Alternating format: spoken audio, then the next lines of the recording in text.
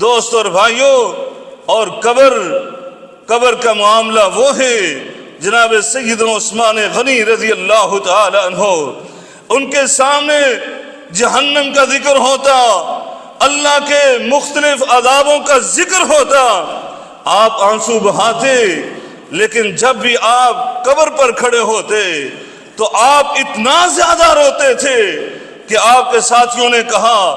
جب بھی آپ قبر کو دیکھتے ہیں، قبر پر کھڑے ہوتے، سب سے زیادہ آپ یہاں پر آنسو بہاتے ہیں، ایسا کیوں ہے؟ دیگر اللہ کے عذابوں کو سن کر آپ اتنا نہیں روتے، ان موقعوں پر آپ اتنے آنسو نہیں بہاتے؟ تو آپ نے کہا میں نے رسول اللہ صلی اللہ علیہ وسلم سے سنا تھا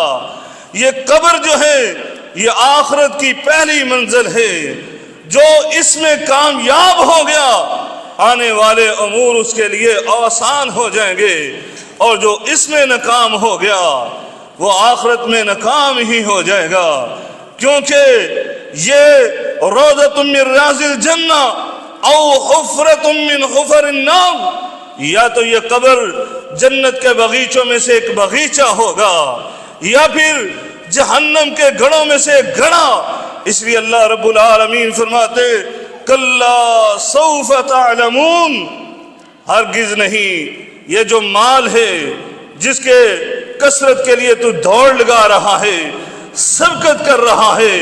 محنت کر رہا ہے کہ میں اس سے بڑھ جاؤں،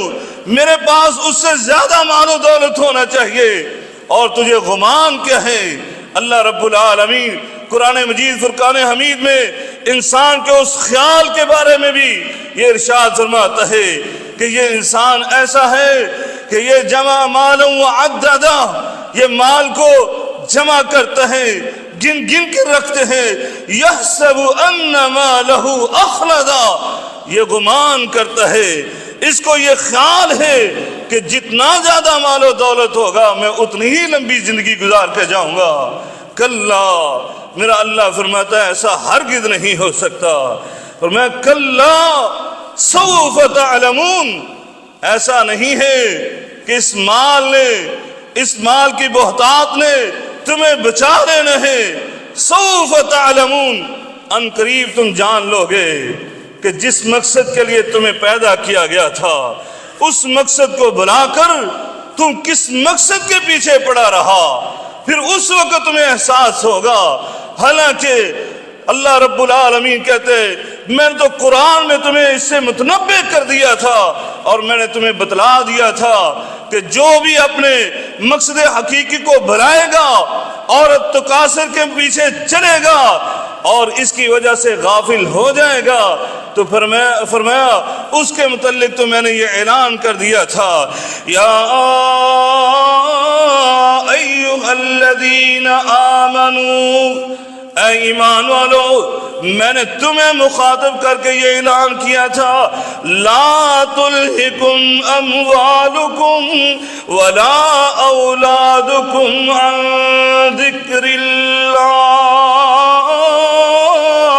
یہ تمہارا مال اور تمہاری اولاد تمہیں ذکر الہی سے غافل نہ کر دے، تمہیں اللہ کی عبادت اور اللہ کی یاد سے غافل نہ کر دے۔ وَمَن يَفْعَلْ ذَلِكَ، اور جو بھی انسان ایسا کام کرے گا کہ مال کے پیچھے لگ کر، اپنی اولاد کے پیچھے لگ کر اللہ کی یاد سے غفلت کا شکار ہوگا، فرمایا فَأُولَئِكَ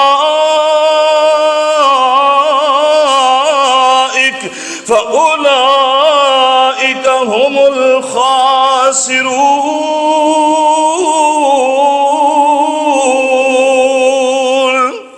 یہ انسان نقصان اٹھانے والا ہے۔